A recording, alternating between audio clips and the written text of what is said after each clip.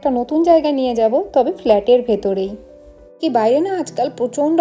আর এই যে দরজাটা খুলে আমরা ঢুকলাম, যদি কারো কাছে চাবি না থাকে সেক্ষেত্রে কিন্তু। হ্যালো এভরিওয়ান, আজকের নতুন দিনের একটা নতুন ব্লগে তোমাদের সকলকে অনেক অনেক স্বাগত আর অনেক অনেক ভালোবাসা। তোমরা নিশ্চয়ই সকলেই খুব ভালো আছো, আর আমরাও কিন্তু বেশ ভালো আছি।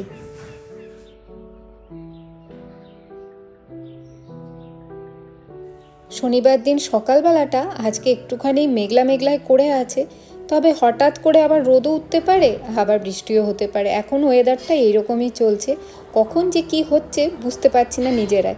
দূরের পাহাড়টাও আজকে মেঘে পুরো ঢাকা। আজকে সকালের ব্রেকফাস্টে একটুখানি বানাচ্ছি নিরামিষ চিড়ের পোলাও। যেহেতু আজকে নিরামিষ চিড়ের পোলাও বানালাম, তো এই জন্য না এটার ভেতরে অনেকটা পরিমাণে না চিজ দিয়ে দিয়েছি। তো বলা যেতেই পারে যে এটা চিজ চিড়ের পোলাও। এর আগেও আমি এইভাবে বানিয়ে খেয়েছি চিড়ের পোলাও, খেতে কিন্তু বেশ ভালোই লাগে, বিশেষ করে নিরামিষ দিনে, যেদিন অন্য কিছু দেওয়া যায় না এই চিড়ের পোলাওয়ের ভেতরে। আর সেদিন মার্কেটে গেছিলাম যখন এই কুশানগুলোই নিয়ে এসেছিলাম কিনে। তো এগুলো বেশ ভালোই হয়েছে, আর চেয়ারের সাথে এগুলো অলরেডি লাগিয়েও দিয়েছি। তবে চেয়ারগুলো এখন আপাতত ঘরেই আছে, যখন বাইরে বসি তখন সেগুলোকে নিয়ে গিয়ে বাইরে বসে পড়ি। আসলে কি বাইরে না আজকাল প্রচণ্ড হাওয়া দিচ্ছে, বেশিক্ষণ বসে থাকা যাচ্ছে না, আর হাওয়াতে এগুলোতে ধুলোও পড়বে, এই জন্য ভাবলাম যে ঘরেই থাক। আজকে একদম দুপুরবেলায় সাদা মাঠা একটা মেনু হচ্ছে। এই জুকিনিগুলোর বড়া ভেজেছি, বড়াটা খেতে না খুব ভালো হয়। আর এইটা বানিয়ে নিচ্ছি হচ্ছে রাজমাটা রাত্রে ভিজিয়ে রেখেছিলাম, আর এখন একটুখানি সিদ্ধ করে রেখেছি। আর আজকে বানাবো না ধনেপাতা একটু বাটা, ধনেপাতাটা বাটবো, বেটে একটুখানি সর্ষের তেল আর যেটা শুকনো লঙ্কা কালো জিরা ফোড়ন দিয়ে যেটা নাড়ে শুকনো শুকনো করে, তো সেটাই নাড়বো। আর এই মাঝে মাঝেই না নর্থ ইন্ডিয়ানদের রাজমা চাওল, তারপরে সাউথ ইন্ডিয়ান যে খাবার সাম্বার রাইস অথবা লেমন রাইস, এগুলো খেতে না খুব ভালো লাগে। মাঝে মাঝে এরকম ধরনের অন্য টাইপের একটু খাবার দাবার হলে মুখের টেস্টটা বেশ চেঞ্জ হয়।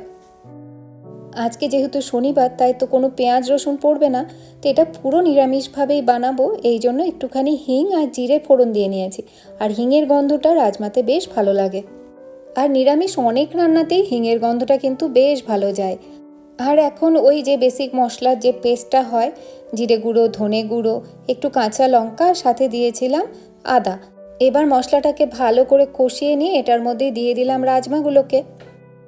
আমাদের বাড়িতে কিন্তু এই খাবারটা আমরা তিনজনেই খেতে খুব ভালোবাসি।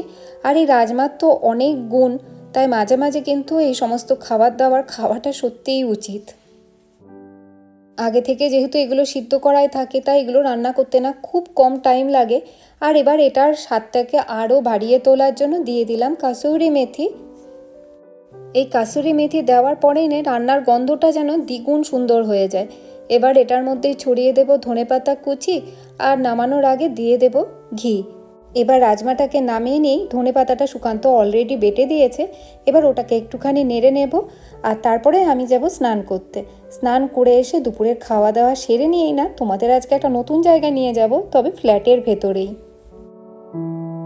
দুপুরে খাওয়া দাওয়া করে না এখন অবধি শুইনি, কারণ শুয়ে পড়লেই আর বেরোতে ইচ্ছে করে না। আর যেহেতু আজকে শনিবার, আজকে বাইরে যাওয়ার কোনো প্ল্যান নেই, তো ভাবলাম আজকে একটুখানি তোমাদেরকে দেখাই আমাদের এই ফ্ল্যাটের নিচে, মানে আন্ডারগ্রাউন্ডে কী কী জিনিস আছে।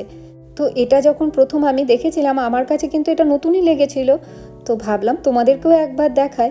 তো এটা তো মেন এন্ট্রান্স, তোমরা জানোই এই এন্ট্রান্সটা দিয়ে বাইরে বেরোনো যায়। আর একটা যেটা এই দিক দিয়ে ঘুরে গিয়ে নিচ দিয়ে বেরোনোরও কিন্তু একটা রাস্তা আছে। তো আজকে ওই রাস্তাটা দিয়েই যাব। দাঁড়াও, তার আগে না লাইটটা জ্বালিয়ে নিই। আর এখানে না প্রত্যেকটা জায়গায় কিন্তু প্যাসেজগুলোতে বিভিন্ন জায়গায় লাইটে সুইচ করা আছে, যাতে কারো কোনো প্রবলেম না হয়, কারণ এগুলো তো সবই অটোমেটিক, কিছুক্ষণ বাদে এগুলো অটোমেটিক্যালি বন্ধ হয়ে যায়।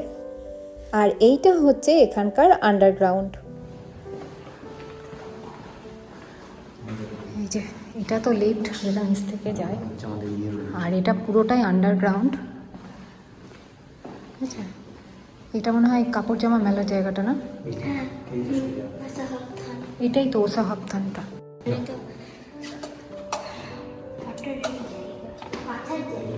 এই যে এখানটা এই ঘরটা হচ্ছে, এই জায়গাটাতে সবাই চাইলে জামা প্যান্ট এসে মেলে দিতে পারে। এখানে যেহেতু হিটার থাকে তো জামা প্যান্ট তাড়াতাড়ি শুকিয়ে যায়। অনেকগুলো ঘর আছে, এগুলো অ্যাকচুয়ালি বাংকার। হ্যাঁ, এখানে দেখো ওয়াশিং মেশিনেরও জায়গা ছিল, এখন মনে হয় খুলে দিয়েছে, এখন আর নেই। এই প্রচুর তারটার লাগানো আছে, সবাই চাইলে এখানে জামা প্যান্ট মেলতে পারে। চলো এখান থেকে বেরোই। এই যে হিটারটা, এখানে সব থেকে বড় একটা হিটার আছে। যে এই হিটারটাকে চালিয়ে দিলে এটা পুরো গরম হয়ে যায়, তারপরে জামা প্যান্টগুলো শুকিয়ে যায়। আর এই পুরোনো দিনের বিল্ডিংগুলোতে না এইরকম কিন্তু অনেক, মানে প্রত্যেকটা বিল্ডিংয়েই বলতে গেলে এরকম বাংকার করা আছে। আর এই বাংকারের ঘরগুলোকে ইউটিলাইজ করার জন্যই কিন্তু এরকম ছোট ছোট রুম করা আছে, কারণ এটা তো শীত প্রধান জায়গা, এখানে শীতটা অনেক বেশি থাকে, তাই জামা প্যান্ট শুকানোর যাতে কোনো প্রবলেম না হয় এই জন্যই কিন্তু এই হিটারের ব্যবস্থাটা করা থাকে। আর এই যে দরজাটা খুলে আমরা ঢুকলাম, এটার চাবি কিন্তু প্রত্যেকের কাছে একটা করে থাকে। আর এটা হচ্ছে প্রত্যেকের আলাদা আলাদা, প্রত্যেকটা ফ্ল্যাটের একটা করে কিন্তু স্টোর রুম, যেটা আন্ডারগ্রাউন্ডেই আছে। আর এটা হচ্ছে আমাদের স্টোর রুম, যেটা আমরা তেমনভাবে একটা ইউজ করি না। এখানে শুধু এই আমাদের যা নতুন নতুন ফার্নিচার কিনেছিলাম তার যে কার্ডবোর্ডগুলো ছিল সেগুলো এখানে রেখেছি, কিন্তু লোকে কিন্তু বিভিন্নভাবে এগুলোকে ইউজ করে। হ্যাঁ, সাইকেলটা এখানে থেকে যায় ভালোভাবে, কারণ এখানে তালা নেই, সেই জন্য আমাদের তালা কেনা হয়নি। এখানে দেখো লোকে কত আচার নাকি রেখে গেছে, আচার, ভিনেগার, অনেক কিছু রাখা আছে। কিন্তু এখানে অনেক জিনিস এইখানটায় লোকের ফ্রিজারও আছে, এখানে লোকে ফ্রিজার রেখে দিয়েছে, এর ভেতর থেকে জিনিসপত্র রেখে দেয়। না না, আসে এখানে, আসে এখান থেকে, ফ্রিজার থেকে জিনিস নিয়ে যায়, আমি দেখেছি লোককে নিয়ে যেতে। চলো আর একটা জিনিস দেখায়, এখানে আর একটা জিনিস আছে যেটা হচ্ছে, আচ্ছা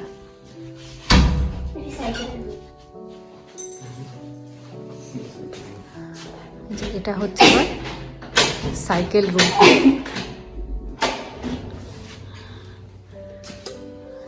এই যে এখানে সবার সাইকেল থাকে, প্রচুর লোকজন। মিষ্টু সাইকেল এখানে রাখলে কি ক্ষতি আছে?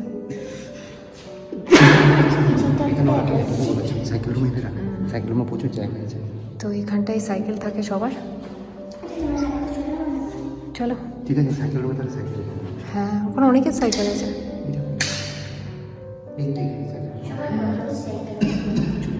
ছোটদেরও আছে, ওই দেখ। চল বেরোই। সাইকেল স্টিলের আছে এখানে। আবার দামি দামি সাইকেল কিন্তু খুব চুরি হয়, তাই জন্য দামি সাইকেল এখানে আবার অনেকেই রাখে না, তারা কিন্তু প্রত্যেকে ক্যারি করে ওপরে নিয়ে যায় এবং ঘরের ভেতরেই রেখে দেয়। আর যাদের এমনি নর্মাল সাইকেল থাকে তারা কিন্তু এখানেই রেখে দেয়। আর এটা হচ্ছে আন্ডারগ্রাউন্ডের পার্কিং, যেখানে অনেকেরই গাড়ি পার্কিং করা থাকে।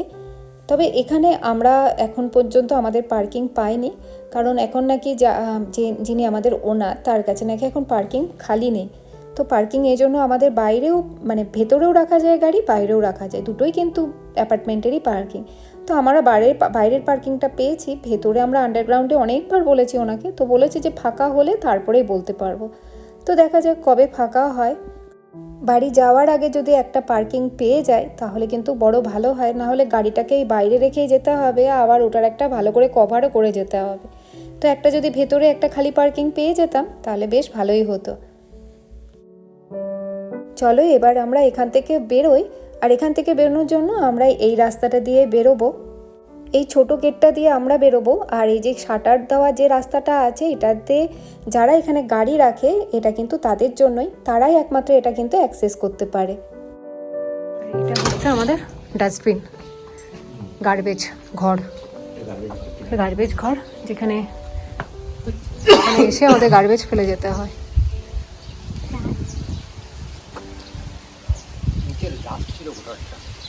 এখান থেকে আমরা এবার যাব বাড়িতে, আবার ঢুকে যাই।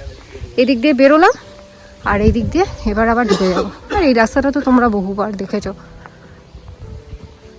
তো চলো আবার ঢুকে পড়ি।